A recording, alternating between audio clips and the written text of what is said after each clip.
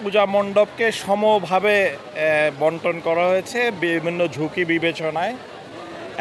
এবং সবচেয়ে গুরুত্বপূর্ণ যেটা হচ্ছে আনসার ভিডিপির সদস্যরা যেহেতু 24 ঘন্টা প্রতিটা মণ্ডপে থাকে, এখানকার যে কোনো দুর্ঘটনা, যে কোনো ধরনের ষড়যন্ত্রমূলক যদি যে কোনো কর্মকাণ্ড, ইভেন অ্যাক্সিডেন্টও যদি হয়েছে, সাথে সাথে রেসপন্সটা করা গেছে, কারণ প্রশাসন এবং পুলিশ, আর্মি সহ বিজিবি সহ যারাই আছে সাথে সাথে রেসপন্স করতে পেরেছে। কারণ এবারকার আমাদের আয়োজনটা ছিল খুবই সমন্বিত আয়োজন ছিল। প্রতিটা বাহিনীর সদস্য কাঁধে কাঁধ মিলিয়ে কাজ করেছে এবং এই যে একটা নতুন ধারা তৈরি হলো, আমি বলবো গত 1 বছরে এটা হয়তো আমাদের জন্য সবচেয়ে বড় অর্জন।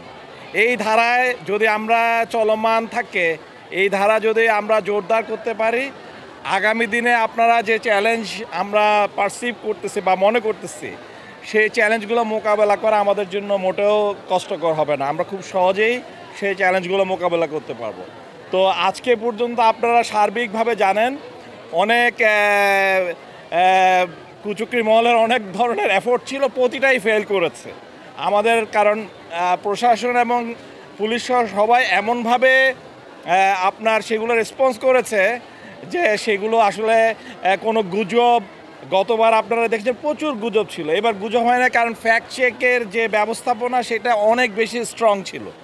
এখানে কি হচ্ছে, 1 সেকেন্ডে কিন্তু আমাদের ফ্যাক্ট চেকে চলে যাচ্ছে। এই জায়গায় আজকে যদি যা হবে, প্রতিটা জিনিস ফ্যাক্ট চেক করা খুব সহজ ছিল। আগে যেহেতু আমরা কানেক্টেড ছিলাম না এবং সমন্বিত ছিলাম না, সেই কারণে ফ্যাক্ট চেক করা যায় নাই। বাট এবার ফ্যাক্ট চেক করা সহজ হয়েছে। আমাদের কেন্দ্রীয়ভাবে ঢাকা থেকে সেগুলো দ্রুত আন্তর্জাতিক এবং আপনারা জাতীয় মিডিয়ায় যারা আছেন তারা সাথে সাথে পেয়ে গেছে। তো যার জন্য এবারকার উৎসবটা সার্বজনীনই হয়েছে, যেটা প্রতিবার আমরা জানি যে সার্বজনীন শারদীয় দুর্গাপূজা উৎসব হয়। সেই সার্বজনীনতার কারণে সবাই উৎসবমুখর পরিবেশে আগামী দিন ইনশাল্লাহ আমি বলবো যে সব কিছু সুন্দরভাবে শেষ হবে, সেই প্রত্যাশা আমরা সবাই রাখছি। এবং আমাদের সাধারণ জনগণ যেভাবে সহায়তা করেছে আইনশৃঙ্খলা বাহিনীকে, সেই সহায়তাটা ইনশাল্লাহ জারি থাকবে। তাহলে আগামী দিন আমরা সব কিছু সুন্দরভাবে উৎসবমুখর আনন্দমুখর পরিবেশে শেষ হবে, সেই প্রত্যাশা আমাদের। 2 লক্ষর উপরে আমাদের মোতায়েন করা ছিল, 2 লক্ষ, এবং প্রতিটা ঝুঁকিপূর্ণ কেন্দ্রে আমাদের ন্যূনতম 8 জন করে নিযুক্ত ছিল, প্রতিটা যেগুলো ঝুঁকিপূর্ণ কেন্দ্র। তো 8 জন করে ওরা 24 ঘন্টাই ডিজিটালি কানেক্ট, ওরাই মেইন সব তথ্যগুলো আমাদের যে পুলিশ এবং অন্যান্য বাহিনী আছে তাদেরকে সাথে সাথে দিচ্ছে।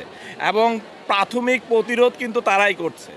প্রাথমিক প্রতিরোধ মানে যখনই কেউ এখানে হয়তো মাতাল অবস্থায় বা অন্য কোনো পরিস্থিতি নিয়ে প্রতিমার উপরে আক্রমণ করতে যাচ্ছে, ওরাই প্রাথমিক প্রতিরোধ করেই পুলিশকে খবর দেয় বা আর্মিকে খবর, সাথে সাথে সবাই এসে বা প্রশাসন এসে সেটাকে একটা আলোচনার মাধ্যমে, সমঝোতার মাধ্যমে এবং আইনগত প্রক্রিয়ার মাধ্যমে সেটাকে সমাধান করছে।